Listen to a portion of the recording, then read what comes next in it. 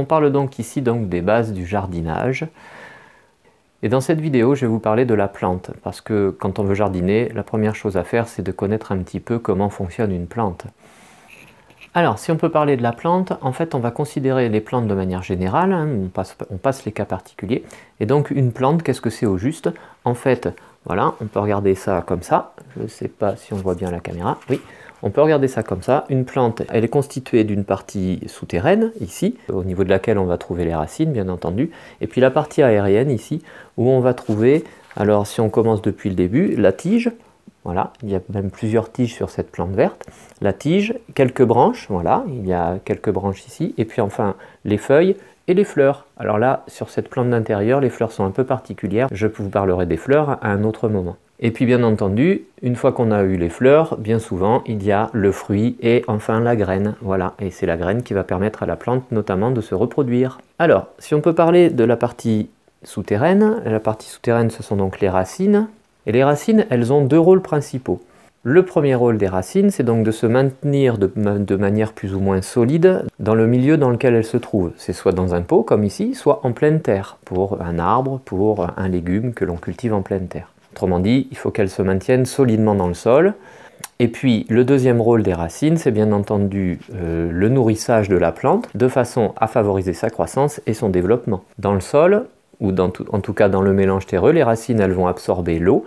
Et dans l'eau, bien souvent, on apporte aussi les engrais, donc elles vont absorber l'eau et les sels minéraux qui sont nécessaires à leur croissance et à leur développement. Les sels minéraux, ils sont apportés bien entendu la plupart du temps, alors au jardin par le jardinier, ils sont apportés par les engrais, ce qu'on va appeler la fertilisation, mais la fertilisation, ça fera l'objet d'une fiche particulière. Les racines aussi, elles ont un troisième rôle, c'est celui d'absorber l'oxygène présent dans le milieu, dans le sol, de façon à leur permettre en partie la respiration. Alors, il existe trois types de racines, je ne vais pas vous montrer ici, je ne vais pas décortiquer la motte, mais donc les trois types de racines, on a la première que l'on va appeler la racine principale, c'est celle qui apparaît en premier, qui est souvent pivotante et qui permet donc de s'installer dans le sol. De cette racine principale vont découler des racines secondaires qui vont permettre aussi l'ancrage et puis faire un réseau de racines.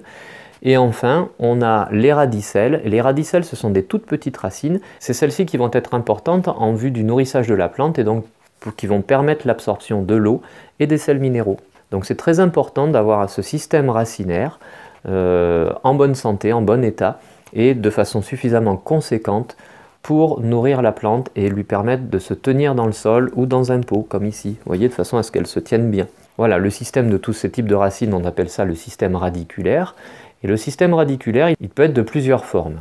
Alors, quand il y a une seule racine qui est importante et qui s'enfonce dans le sol, un petit peu comme ça, on a l'exemple de la carotte notamment, ou du radis, on parle de racines pivotantes, c'est-à-dire que c'est un pivot qui s'enfonce dans le sol. On a notamment aussi sur des jeunes graines comme le chêne quand il germe, il a une première racine pivotante qui va bien au fond pour aller puiser les réserves du sol bien au fond. Ça, c'est la racine pivotante. Et puis après, on a un autre mode de système racinaire qui s'appelle le système fasciculé, un système racinaire fasciculé, c'est-à-dire que les racines, elles vont se répartir un petit peu partout, tout autour de la tige, comme ça, et donc faire quelque chose de bien fasciculé. On a notamment les graminées à gazon, hein, l'herbe, voilà. On a aussi les plantes tomates qui sont comme ça, et puis cette plante aussi, elle a un système fasciculé. Et puis après, on a des racines que l'on appelle adventives. On a par exemple les stolons des fraisiers, ou alors parfois des plantes vertes comme des plantes d'intérieur comme le ficus, sont des racines qui vont apparaître le long de la tige, comme ça, qui vont venir après descendre dans le sol. Ce sont des racines adventives. Alors donc les racines, elles ont un rôle très important pour la plante, notamment au niveau de la croissance et du développement. Et donc il faut vraiment être très attentif au fait que quand on cultive une plante, il faut vraiment favoriser dans un premier temps le système racinaire. Donc il faut être vigilant par rapport à leur quantité, leur présence bien entendu, il faut vraiment avoir des racines, et la qualité, et notamment d'un bon état sanitaire. Voilà, alors là je vous montre une petite photo par exemple d'un système racinaire qui n'est pas du tout bon, on appelle ça un chignon. Vous voyez, ça c'est un plant de Forsythia qui a été cultivé trop longtemps dans son pot, et donc les racines ont tourné comme ça autour du pot, et ça donc c'est pas bon pour la reprise du végétal, ou en tout cas il va falloir travailler ce système racinaire. Voilà pour ce qui est de la partie souterraine de la plante. C'est globalement ce que l'on doit savoir quand on commence à faire du jardinage, quand on commence à vouloir s'occuper des plantes. Il faut vraiment bien retenir que le système racinaire de la plante, c'est un petit peu comme la bouche pour nous, c'est-à-dire que c'est de là que la plante va se nourrir principalement.